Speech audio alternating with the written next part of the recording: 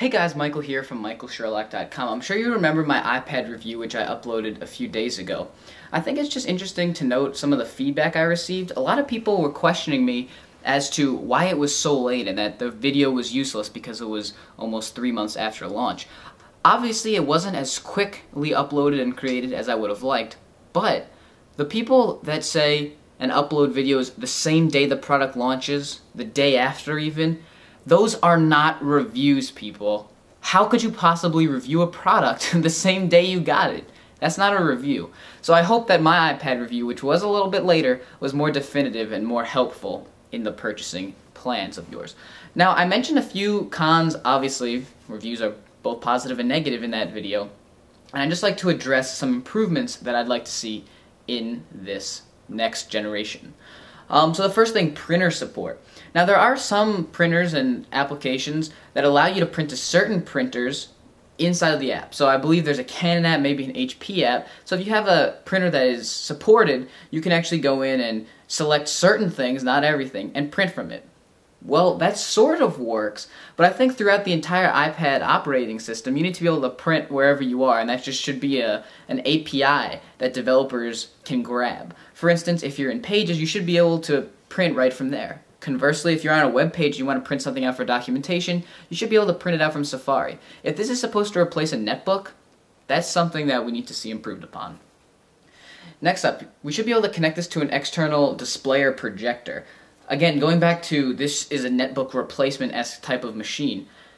If you only brought this with you on a business trip, how could you use it to project a meeting? You couldn't. There are certain connections that allow you to go VGA out or RCA out, but maybe that'll work in iPod, but it won't work in all of your applications. So if you want to demo an app to a group of people, you can't do it. Again, built into the software, you should be able to plug something into the 30-pin connector, and that should be able to connect to VGA or RCA or whatever connection type Apple chooses. That's not the issue, but it should display everything. Just display anything and everything you see on the screen in real time. Apple obviously has this technology because they use it for demos that they have at conferences and events. So go ahead and release that to the public. So then developers have an easier time making app reviews, reviewers like me have an easier time making app reviews, and if you're at a conference, you can easily display it all from your iPad. So now you really don't have to bring, with these last two improvements, you really don't have to bring anything with you. All you need is your iPad, because you can print from it and you can use it as connected to a projector or an external display, so everything's good and dandy for your presentations. The next thing, one of the things we were expecting with the iPad but we didn't see, I guess on the back really, was a camera. I don't really see the need for a camera at all on the back, but on the front I think it would be useful to have a camera for FaceTime video chat. We see that with the iPhone 4 has FaceTime. We see in iOS 4.1 betas that there is FaceTime associations going by email address. So if the next generation one could have, let's say, a camera on the front, then again, this is completely replacing the notebook. Now you can print from it. Now you can use it to display all your content on the big screen or record it for later viewing. And now you can video chat or video conference with multiple people right from your iPad. So it's basically like the all-in-one business device. Consumers can also use these features as well, but this will really apply to a lot of businesses, expanding the market that Apple has to sell. So that. The next thing, and in my review I touched on it and I said, you should buy the 3G models, and I wish that it was a standard thing, because $130 extra is kind of ridiculous. Now, I received some interesting comments that the 3G radios are more expensive than I thought. Somebody said around $100. I haven't been able to independently confirm that. But Apple doesn't make a lot of profit on this. Apple is a company that has so much cash. I'm pretty sure it has, out of all tech startups and companies, I'm pretty sure it has some of the biggest cash reserves out of any company on the market. So, they obviously know how to make money, they obviously have cash lying around, and they're obviously making a lot of profit on these bad boys. So I think building in 3G to all models is a necessity. Apple boasts this as a device, go anywhere, do anything. The problem is, for half the models, like this one, you can't go anywhere and do anything because you can't connect to the internet. Everything is internet, cloud-based computing is a big issue and a big thing that people talk about. And to have to pay, $130 extra upfront to get 3G is kind of ridiculous. Now, I don't mind paying, well, I do mind paying AT&T a monthly fee to use 3G, but that's an entirely different debate. I think just having it built in and the option for people to go no contract and do whatever is something that they should implement. And finally, the screen. The screen is beautiful. It really is pretty high res, and everything really pops and looks good.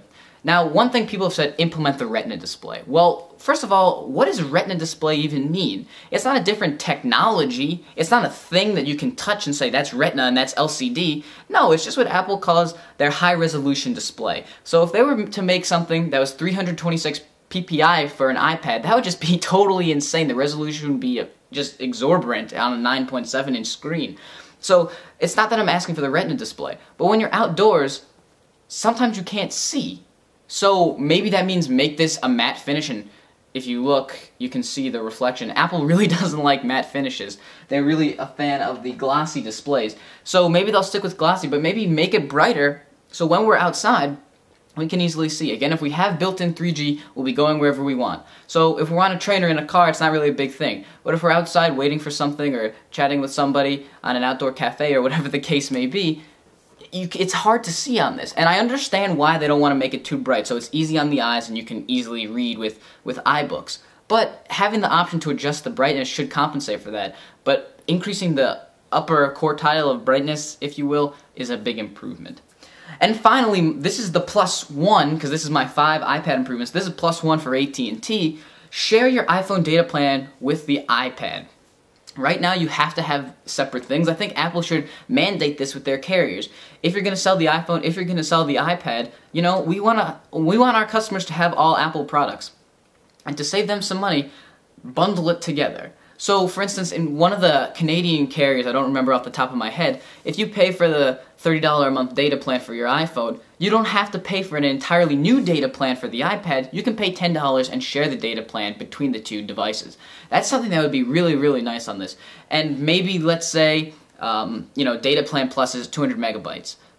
200 megabytes plus, which is $15 a month, plus maybe $5 or $10, and you can use it no matter where you are and share the data plan between the two devices at maybe 200 megabytes or whatever the case may be. Maybe bump it up a little bit because there's two devices.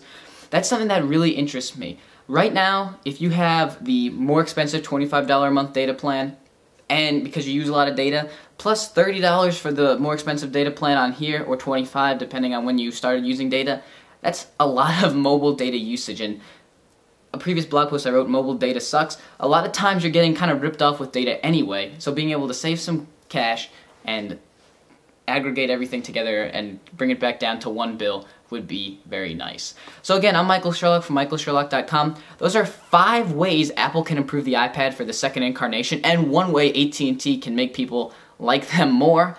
I hope you enjoyed this video, and please in the comments below leave your input as to what you think needs to be in the second incarnation and generation of the iPad.